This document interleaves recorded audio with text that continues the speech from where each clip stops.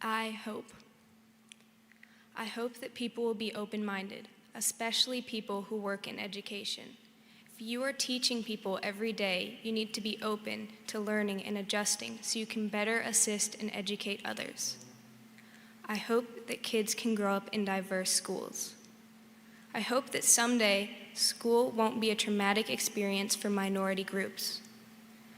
I hope that someday school can be a safe space for people of all races, sexes, genders, sexualities, and people with any disabilities.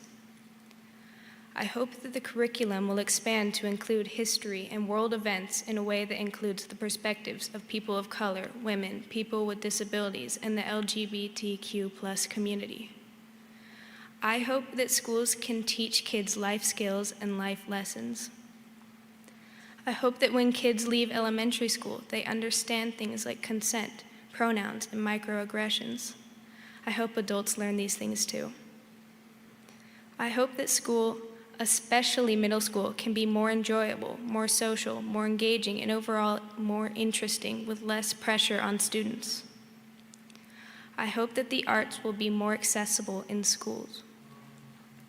I hope that the school system will stop censoring books and start including good books in their library and curriculum. Can we find something that is more relatable and relevant?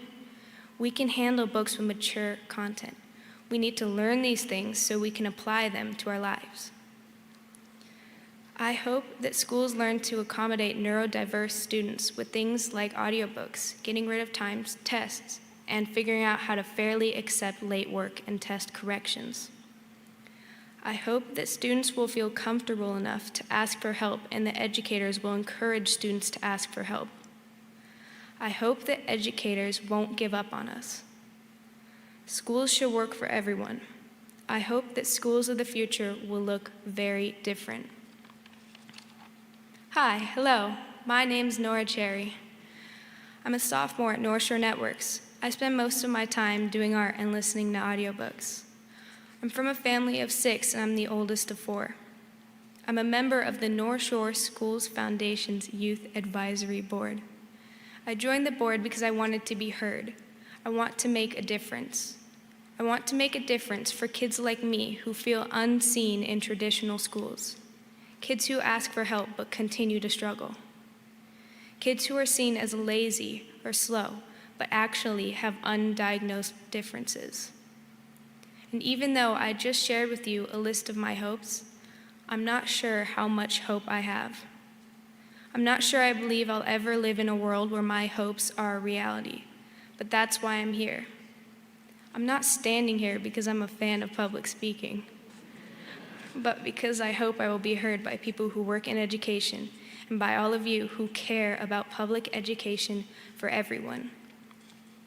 I want to make a difference, and I'm hoping that you will help make a difference too. I'm the type of kid who would try not to be noticed in elementary school. I would spend my recess in the library doing art. I always tried to spend as little time at school as possible because I felt so out of place. In 4th grade, I realized I was different. Everyone at some point learns they are different from their peers. I was in 4th grade when that happened. That's when I noticed that my brain didn't work the same as other kids in my class. I self-diagnosed myself. I came to the conclusion that I must be stupid. I felt like I had to hide myself so no one would notice my stupidity. It made me feel depressed, and school became my main source of anxiety. I spent my time in class nodding and looking at the board, trying to look busy so I wouldn't be called on. I spent my time trying to look like a good student, even though I barely learned anything. I'd go home and reteach myself everything I'd missed or ask my parents for help. I learned most of what I know at home because all my energy in the classroom went towards masking my symptoms. It's so emotionally exhausting to put all your effort into something that will never be good enough. I would study all night for a test and be devastated to find out I had failed it. After years of this same outcome, eventually I just stopped studying. When I didn't study, I didn't expect a good outcome. That way I wasn't crushed when I failed. It gave me a sense of control. In middle school, I barely did any homework. I joked that I was just lazy. Everyone around me seemed to know what they were doing, and I felt really lost. I pretended that getting lost was a choice I made. I blamed my parents for not teaching me to read. I thought they didn't do it the right way. I don't think I ever really believed it. It was just easier than thinking I was the problem. It was scary to think my own brain was the issue. I think I just wanted them to notice my symptoms. It worked. My mom realized I might be dyslexic, and she decided to get me tested. I learned that I was neurodiverse. Neurodiversity means that brain differences are normal. I have ADHD and dyslexia, and by using the term neurodiverse, I am claiming my learning disabilities and saying, there is nothing wrong with me. My brain is healthy and normal. So it turns out I wasn't lazy or stupid. My brain just works differently. I also realized that most of the world was made for neurotypical people. I'm grateful my parents acknowledged my symptoms. I'm grateful they had the resources to have me tested and that they were willing to pay for it. I'm grateful they looked into alternative schools for me so I could be successful and happy in a learning environment. Having these options is a privilege. I had to be privileged to have answers, good answers. Having answers shouldn't be a privilege.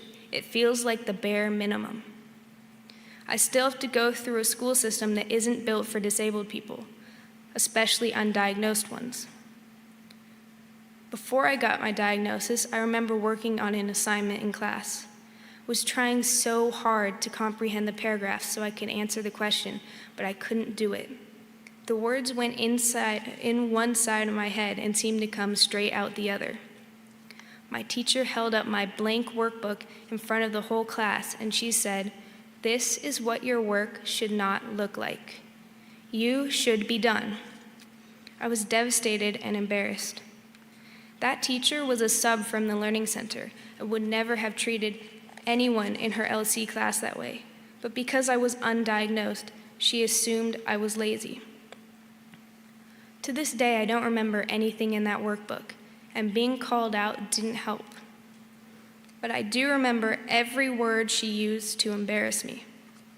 That's not how students learn. Now that I have my 504 plan, my teachers have to help. I'm treated different in a school environment. The diagnosis helps other people understand me. I have to make sense to neurotypical people for my behavior to be considered valid. People didn't care when they thought I was lazy. They only care now that they know I have learning disabilities. I still have to deal with teachers and students who don't understand me and can't help me succeed. I still have the same expectations to meet. I have a diagnosis, but knowing why I struggle doesn't eliminate the obstacles. It only changes the way that I look at them. I wasn't successful in a traditional school, but it helped that there were alternative schools like Northshore Networks. Northshore Networks is a small choice school in our district. We have the option to study subjects on our own, and we work with the school to get credit for individual studies. Teachers can give us more attention and help. It gives me more control of my time and my studies. Teachers at Northshore Networks value my opinion and help me when I need it. Almost all the students at Northshore Networks have some kind of learning disability, so the teachers are more understanding. What also helped me was finding a place to share my voice and to be heard. It's awful that I had to struggle, but it's even worse if I can't help people learn from my experience. I joined the youth board because I wanted to change the way neurodiverse people are treated in schools. We shouldn't be made to feel less than other people. We shouldn't have to pay or fight for accommodations. I like being part of a group of teens who have strong opinions. Thank you. I like being a part of the youth board because it's a group of teens who have strong opinions and are sharing them with organizations that are trying to make a difference too. It's important to listen to kids when it comes to their needs, and I feel like a lot of adults don't do that. I like that the foundation is asking for input from students. While our district grows and changes, the Northshore School Foundation is helping by offering scholarships for students and families who need help now. They are asking teachers what they want and providing grants to help fund those needs now.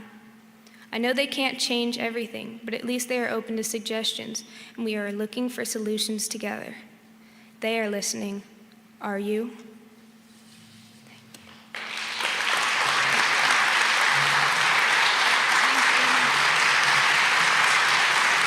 Thank you.